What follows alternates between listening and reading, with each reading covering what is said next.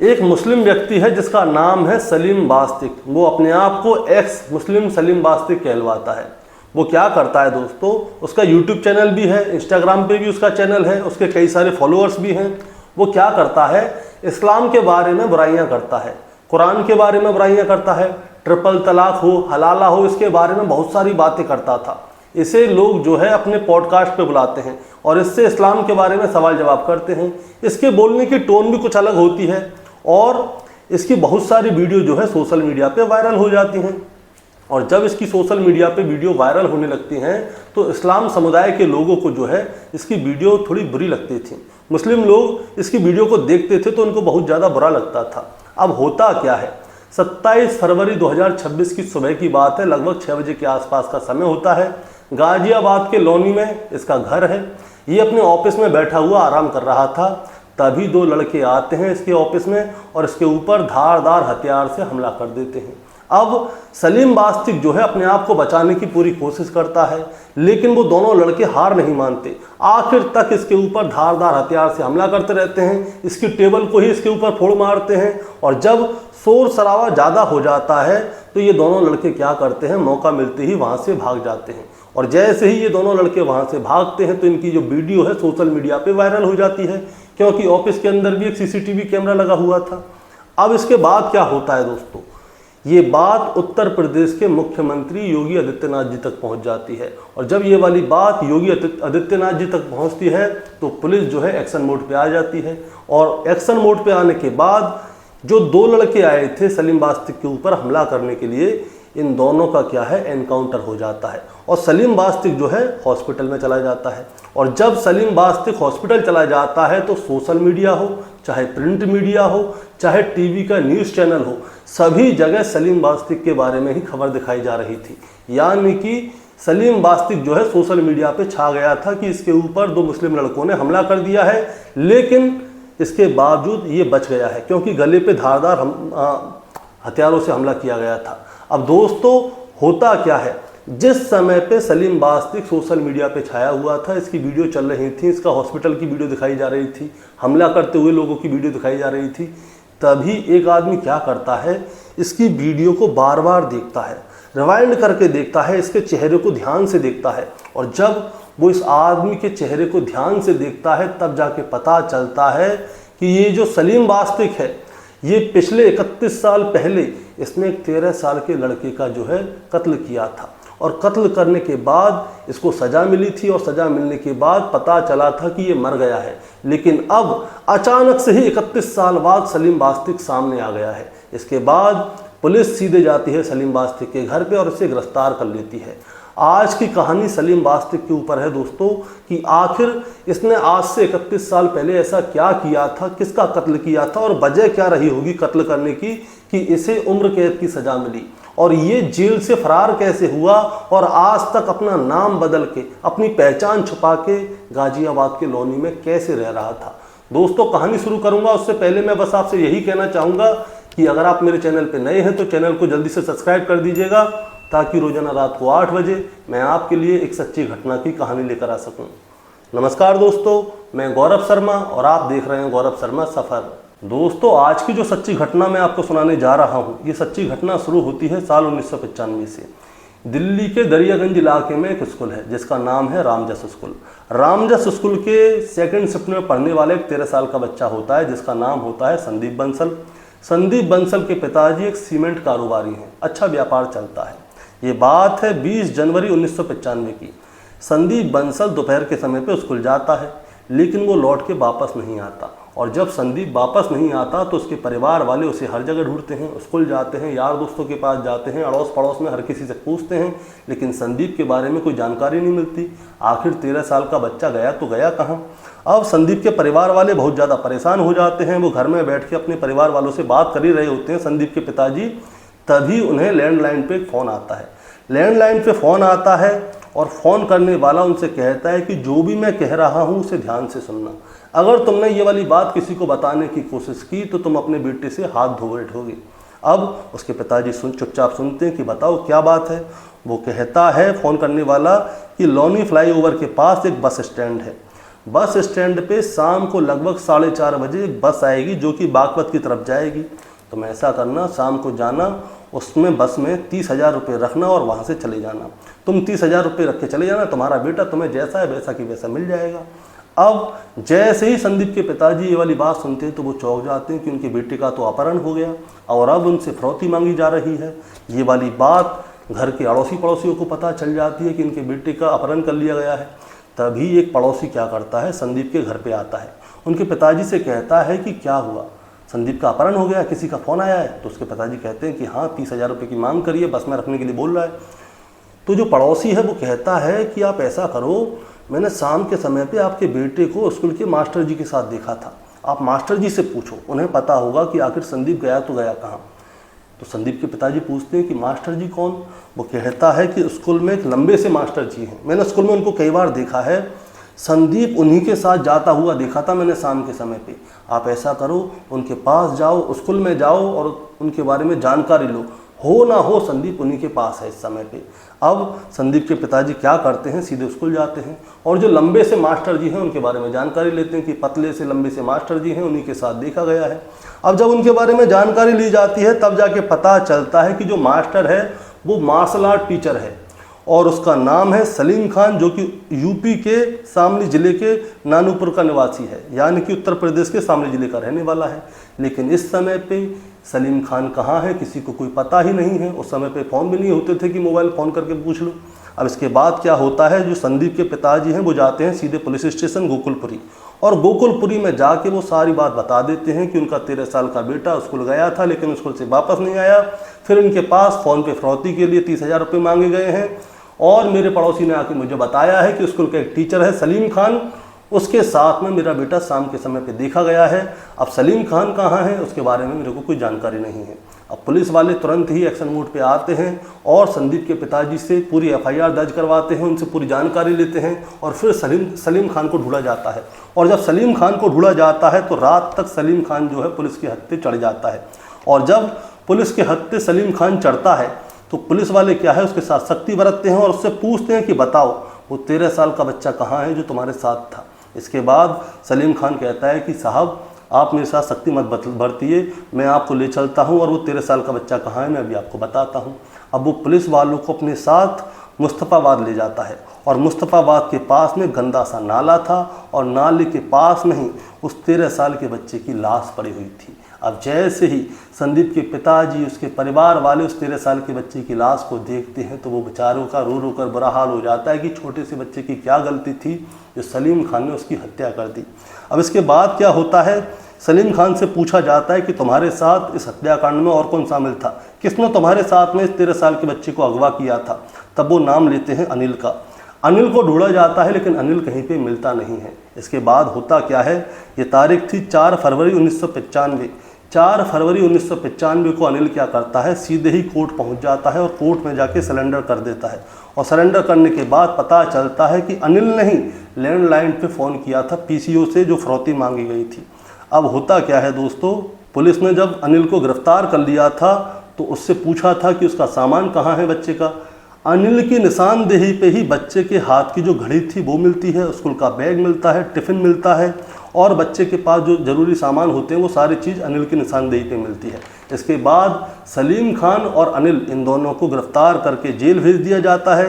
Police chargesheet लगाती है, chargesheet लगा के अदालत में इनकी पेशगी होती है और पेशगी के बाद 2 साल बाद, पूरे 2 साल बाद 5 अगस्त 1997 को करकरडूमा कोर्ट में इन दोनों को, सलीम खान और अनिल, इन दोनों को जो है आजीवन कारावास की सज़ा सुना दी जाती है कि ये ज़िंदगी भर अब सलाखों के पीछे रहेंगे। अब होता क्या है दोस्तों, 24 नवंबर साल 2000 था।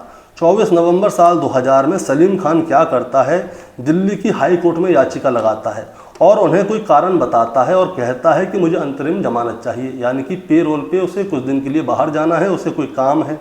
अब पे रोल पे उसे ज़मानत मिल भी जाती है और जब उसे पे रोल पे ज़मानत मिल जाती है तो सलीम खान जेल से बाहर आ जाता है और बाहर आने के बाद सलीम खान अचानक से ही गायब हो जाता है। और जब सलीम खान गायब हो जाता है तो उसे हर जगह ढूंढा जाता है, पुलिस उसके घर पे, उसके रिश्तेदारों के यहाँ पे, हर जगह पे दबिश मारती है, लेकिन सलीम खान के बारे में कोई जानकारी मिलती ही नहीं है। इसके बाद बताया जाता है कि सलीम खान जो है मर चुका है, इसीलिए सलीम खान की जो फाइलें थीं उनमें उसे मृत घोषित कर दिया गया था। लेकिन दोस्तों, सलीम खान मरा नहीं था, सलीम खान छुप गया था, और छुपकर वो सीधा जाता है हरियाणा के करनाल से अंबाला, अंबाला से शामली, शामली से मेरठ, मेरठ से मुजफ्फरनगर, मुजफ्फरनगर से गाजियाबाद। वो अलग अलग जगह पे अलग अलग रूप रख के छुपा हुआ था। और उस समय पे कोई सोशल मीडिया तो था नहीं। आज के समय पे क्या होता है, किसी ने कोई कांड किया तुरंत ही सोशल मीडिया पे वायरल, पूरे हिंदुस्तान में पता चल जाएगी, हिंदुस्तान क्या पूरी दुनिया में पता चल जाएगी कि इस आदमी ने ये किया है। उस समय पे सोशल मीडिया था नहीं, और सोशल मीडिया नहीं था तो ये जगह जगह पे अलग अलग जगह पे छुप रहा था, किसी को इसके बारे में कोई जानकारी नहीं थी। अब साल आती है 2010, यानी कि पूरे 10 साल बीत जाते हैं, लेकिन इसके बारे में किसी को कुछ भी जानकारी होती नहीं है। ये जाता है उत्तर प्रदेश के गाजियाबाद, और गाजियाबाद में ये क्या करता है, मौलवी का काम करने लगता है, यानी कि ये मस्जिद में इमाम बन जाता है, और इमाम बन के वहाँ पे बच्चों को नमाज़ पढ़ना सिखाता है, इस्लाम के बारे में जानकारी देता है, और ये खुद भी इस्लाम की बारीकियाँ लेता है। इसी बीच में सलीम खान की शादी हो जाती है। शादी के कुछ समय बाद इसे एक बेटा होता है, बेटे का नाम उस्मान खान रखा जाता है। अब सब कुछ बहुत अच्छा चल रहा था, लेकिन ये क्या करता है, जो इस्लाम है, इस्लाम के बारे में अंदर तक खोजना शुरू कर देता है, उसके अंदर बुराइयां ढूंढता है कि इस्लाम में बुराइयां कहाँ कहाँ हैं। और जब ये इस्लाम के अंदर बुराइयां ढूंढने लगता है तो इसे बहुत सारी बुराइयां दिख जाती है। इसीलिए ये क्या करता है, ये इस्लाम को छोड़ देता है, यानी कि इसका मोह भंग हो जाता है और इसको इस्लाम में नहीं रहना था। इसके बाद ये क्या करता है, ये पैगंबर साहब के ऊपर टिप्पणियाँ करने लगता है, कुरान शरीफ के ऊपर टिप्पणियाँ करने लगता है, और ट्रिपल तलाक हो चाहे हलाला हो, इन सभी चीज़ों के ऊपर अपनी बात रखना शुरू कर देता है। बात रखते रखते ज़माना आ जाता है सोशल मीडिया का। सोशल मीडिया का ज़माना आ जाता है तो ये अपना पूरा नाम ही बदल लेता है। ये अपने आप को एक्स मुस्लिम सलीम बास्तिक के नाम से पहचान बनाता है अपनी। सभी लोग इसको एक्स मुस्लिम सलीम बास्तिक के नाम से जानते थे। और जब इस सोशल मीडिया आ जाता है तो सोशल मीडिया पे ये क्या करता है, चाहे यूट्यूब हो चाहे इंस्टाग्राम हो, इन सभी पे अपने चैनल बना लेता है, और चैनल बनाने के बाद उन सभी पे अपनी वीडियो बना के डालना शुरू कर देता है। इस्लाम के बारे में बहुत सारी चीज़ें ऐसी बोलता था कि लोगों को बिल्कुल पसंद नहीं आती थी, लेकिन न्यूज़ चैनल वाले ऐसे ही हैं कि कोई गलत बात करता है तो उसे पहले सपोर्ट करते हैं। न्यूज़ चैनल वाले होते हैं, टीवी चैनल वाले होते हैं, पॉडकास्ट वाले होते हैं, वो सलीम बास्तिक को बुलाते थे अपने चैनल पे, अपने पॉडकास्ट पे, इससे पूछते थे इस्लाम के बारे में। और जब इस्लाम के बारे में इससे पूछा जाता था तो ये उलूल जुलूल बातें करता था। ये ट्रिपल तलाक के बारे में बात करता था, हलाला के बारे में बात करता था, पैगंबर साहब के बारे में बात करता था, बहुत सारी ऐसी ऐसी बात करता था जो कि लोगों को बिल्कुल भी पसंद नहीं आती थी। इस्लाम धर्म के लोगों को ये वाली बात बिल्कुल पसंद नहीं आती थी कि सलीम बास्तिक ऐसी ऐसी बातें करता है। और जब इस्लाम धर्म के लोगों को ये वाली बातें पसंद नहीं आती थी, वो इसकी वीडियो को देखते थे, वायरल होती थी, तो लोग इसके बारे में कहते थे कि ये कैसा आदमी है, पैगंबर साहब के बारे में ऐसे ऐसे बोल रहा है। अब होता क्या है, तारीख आती है 27 फरवरी 2026। अमरोहा के रहने वाले दो सगे भाई होते हैं, जिनमें एक का नाम होता है गुलफाम और दूसरे का नाम होता है जीसान। इन दोनों लड़कों को जो है सलीम बास्तिक की बात बिल्कुल पसंद नहीं आती। अगर ये चाहते तो कानून के हिसाब से भी चल सकते थे, लेकिन इनको कुछ ज़्यादा बुरी लग जाती हैं बातें। इसीलिए ये लोग क्या करते हैं, 27 फरवरी 2026 की सुबह लगभग 6 बजे के आसपास का समय होता है, रमज़ान का महीना था। सुबह ही सुबह ये लोग क्या करते हैं, सलीम बास्तिक के ऑफिस पहुंच जाते हैं। सलीम बास्तिक के ऑफिस पे पहुंच के जाते हैं तो सलीम बास्तिक अपने ऑफिस में सोफे पे लेटा हुआ था, मोबाइल में कुछ देख रहा था। इतने में ही ये दोनों अंदर घुस जाते हैं, और जब ये दोनों अंदर घुस जाते हैं तो सलीम बास्तिक के ऊपर धारदार हथियार से हमला कर देते हैं। सलीम बास्तिक बचने की पूरी कोशिश करता है, और इतनी कोशिश करता है कि उसके शरीर जख्मी हो जाता है, लेकिन वो हार नहीं मानता। ये दोनों उस धारदार हथियार से 14 बार से ज़्यादा बार करते हैं उसके ऊपर, और सलीम बास्तिक बुरी तरह से घायल हो जाता है। इसी बीच में वहाँ पे शोर मचना शुरू हो जाता है, तो गुलफाम और जीसान क्या करते हैं, मौका देखते ही वहाँ से भाग जाते हैं। और जब ये दोनों वहाँ से भाग रहे थे तो किसी ने इनका वीडियो बना लिया, इनकी मोटरसाइकिल का नंबर भी आ गया। सलीम बास्तिक के यहाँ पे ऑफिस में भी CCTV कैमरा लग रहा था, उसमें भी सारी चीज़ें रिकॉर्ड हो गई। और जब रिकॉर्ड हो जाती हैं तो ये दोनों जो है हेड लिस्ट में आ जाते हैं। इसके बाद जो सलीम बास्तिक है वो बुरी तरह से घायल हो जाता है। पहले उसे अस्पताल में भर्ती किया जाता है सरकारी में, लेकिन वहाँ पे कोई फ़ायदा मिलता नहीं है। इसके बाद उसे GTB अस्पताल में भर्ती किया जाता है। 1 महीने तक जीटीबी अस्पताल के अंदर सलीम बास्तिक रहता है, उसकी उपचार चलता है और उपचार के बाद में जो है उसकी हालत थोड़ी करके ठीक होने लगती है। लेकिन जब सलीम बास्तिक के ऊपर हमला किया गया था, उस समय की वीडियो जो है सोशल मीडिया हो, चाहे प्रिंट मीडिया हो, चाहे टीवी चैनल हो, सब पे हर जगह पे सलीम बास्तिक के बारे में ही दिखा रहे थे कि 2 लड़के आते हैं, सलीम बास्तिक के ऊपर हमला कर देते हैं, लेकिन सलीम बास्तिक बच गया है, वो हॉस्पिटल में है, उसके लिए दुआएं की जा रही हैं। अब होता क्या है, जब उसकी वीडियो सोशल मीडिया और टीवी पे हर जगह आ रही थी, तो वो वीडियो जो है पूरे देश में, पूरी दुनिया में फैल रही थी, और जो लोग इस मामले से थोड़े से भी कनेक्टेड थे वो इस चीज़ को देख रहे थे। और जब देख रहे थे तो एक व्यक्ति जो है इसकी वीडियोस को अच्छी तरह देखता है, और जब इसकी वीडियोस को अच्छी तरह देखता है तो इसके चेहरे को देखता है, और चेहरे को देखता है तो वो समझ जाता है कि उसके परिवार का एक लड़का 1995 में किसी ने मारा था, और उसका नाम था सलीम खान। इस आदमी का नाम है सलीम बास्तिक। इन दोनों का चेहरा बहुत ज़्यादा मिलता है, लेकिन सलीम खान तो मर चुका था, लेकिन ये जिंदा है। कहीं ऐसा तो नहीं यही सलीम खान और सलीम बास्तिक एक ही हो। इसीलिए वो क्या करता है, सीधा जाता है गोकुलपुरी पुलिस स्टेशन और वहाँ पे जाके अपनी बात रखता है। तो वहाँ पे जाके जब वो अपनी बात रखता है तो उससे बताया जाता है कि आप ऐसा करो, बड़े साहब के पास जाओ, उन्हें जाके ये सारी बात बताओ। अब बड़े साहब जो हैं वो डीसीपी संजीव यादव हैं, उनको जाके ये सारी बात बताई जाती है। और जब ये सारी बात उनको बताई जाती है कि सलीम बास्तिक और सलीम खान एक जैसे लग रहे हैं, 1995 में 13 साल के बच्चे की कत्ल कर दिया गया था और जमानत पे रिहा हुआ था, उसके बाद गायब है, पुलिस के जो फाइल है उनमें वो मृत घोषित किया गया है। तो वो क्या करते हैं, एक टीम गठित कर देते हैं, और एक टीम गठित करते हैं, उसमें कई लोग होते हैं। वो लोग क्या करते हैं, 1 से 2 हफ्ते तक गाजियाबाद के लोनी में जहाँ पे सलीम बास्तिक रहता है, वहाँ पे भेष बदल के पुलिस वाले सलीम बास्तिक के बारे में जानकारी लेते हैं कि कहीं सलीम बास्तिक ही सलीम खान तो नहीं है।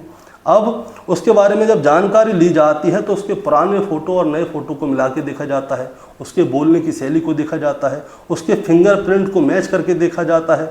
और जब फिंगरप्रिंट मैच हो जाते हैं तब जाके पता चलता है कि सलीम खान और सलीम बास्तिक एक ही इंसान है, जिसने साल 1995 में संदीप बंसल नाम के एक 13 साल के बच्चे का मर्डर किया था। और जैसे ही ये वाली बात सामने आती है तो पुलिस की एक टीम 25 अप्रैल 2026 को सीधे ही सलीम बास्तिक के घर पे जाती है और सलीम बास्तिक को गिरफ्तार कर लिया जाता है। गिरफ्तार करके उसको जेल भेज दिया जाता है। अब दोस्तों, जैसे ही लोगों को ये वाली बात पता चलती है कि जिसे वो इतना भला मानुस समझ रहे थे और जिसे साफ बोलने वाला आदमी समझ रहे थे, वो तो कुछ और निकला। उसने आज से 31 साल पहले एक 13 साल के बच्चे को अगवा किया था, उसका कत्ल किया था, फिरौती मांगी थी, और अब जेल से भागकर नाम बदल के छुप के रह रहा था। अब यूट्यूब पे दोस्तों इसका चैनल है, इंस्टाग्राम पे भी चैनल है और बहुत सारे लोग इसके फॉलोअर हैं। लेकिन जैसे ही फॉलोअरों को ये वाली बात पता चलती है, सभी लोग चौंक जाते हैं कि जिसे ये भला मानुस समझ रहे थे वो तो एक कातिल निकला, भगौड़ा निकला और नाम बदल के छुप के रह रहा था। अब दोस्तों, सलीम बास्तिक की जैसे ही हकीकत सामने आती है तो सभी लोग हैरान रह जाते हैं। अब होता क्या है, सलीम बास्तिक जो है अपने आप को एक्स मुस्लिम कहलवाता था, लेकिन अब सलीम बास्तिक को गिरफ्तार कर लिया गया है और अब वो ज़िंदगी भर जेल के पीछे रहेगा। वो अब तक अपना नाम बदल के, अपनी पहचान बदल के रह रहा था और इस्लाम के बारे में भी गलत बातें लोगों को बोलता था। तो इस्लाम वाले लोग भी बड़े परेशान थे कि भैया क्या बोल रहा है, क्या कह के जा रहा है, समझ में नहीं आ रहा, अब इससे कहें तो कहें क्या। अब लेकिन उसको गिरफ्तार कर लिया गया है, गिरफ्तार करके जेल भेज दिया गया है और अब वो ज़िंदगी भर जेल के पीछे रहेगा। दोस्तों, इस कहानी को सुनाने का मतलब आपको परेशान करना या विचलित करना बिल्कुल नहीं है, बस आपको बताना है और जताना है। बताना और जताना ये है कि सलीम बास्तिक जो है वो बच भी सकता था अगर वो इंटरनेट की दुनिया में नहीं आता। लेकिन वो क्या है, इंटरनेट की दुनिया पे आ गया तो इंटरनेट की दुनिया पे आके उसको दोबारा से जन्म हो गया और दोबारा से जन्म होने के बाद उसकी वीडियो वायरल हो गई और वीडियो वायरल हो गई तो उसका हत्याकांड खुल गया। अगर ये कैमरे के सामने नहीं आता तो ये छुपा रहता और बच भी जाता, और ना जाने इस जैसे कितने ऐसे लोग होंगे जो कि ऐसे कत्ल करके, चोरी करके, लूट करके या कुछ भी गलत काम करके ऐसे छुप के रह रहे होंगे। उस समय पे इंटरनेट नहीं था, उस समय पे लोग ऐसा कर सकते थे और आज भी वो छुप के रह रहे होंगे। लेकिन हर किसी की किस्मत एक सी तो है नहीं। सलीम बास्तिक की वीडियो सोशल मीडिया पे वायरल हो जाती है और जब वायरल हो जाती है तो जिनके घर का बच्चा मरा था उन लोगों ने इसका चेहरा 31 साल बाद भी पहचान लिया और पहचानने के बाद पुलिस से जाके शिकायत की और पुलिस ने इसको गिरफ्तार कर लिया और अब इसकी ज़िंदगी पूरी की पूरी ज़िंदगी जो है जेल के पीछे कटेगी, क्योंकि इसको पहले ही उम्र कैद की सज़ा दी जा चुकी है। लेकिन सलीम बास्तिक बड़ा होशियार आदमी है, पहले भी इसने पेरोल पे छूट गया था। अब ये चाहे तो हाई कोर्ट में, सुप्रीम कोर्ट में अपील कर सकता है, क्योंकि कानून बहुत ज़्यादा लचीला है। ये आ भी सकता है, नहीं भी आ सकता, वो तो समय बताएगा कि आखिर होगा क्या।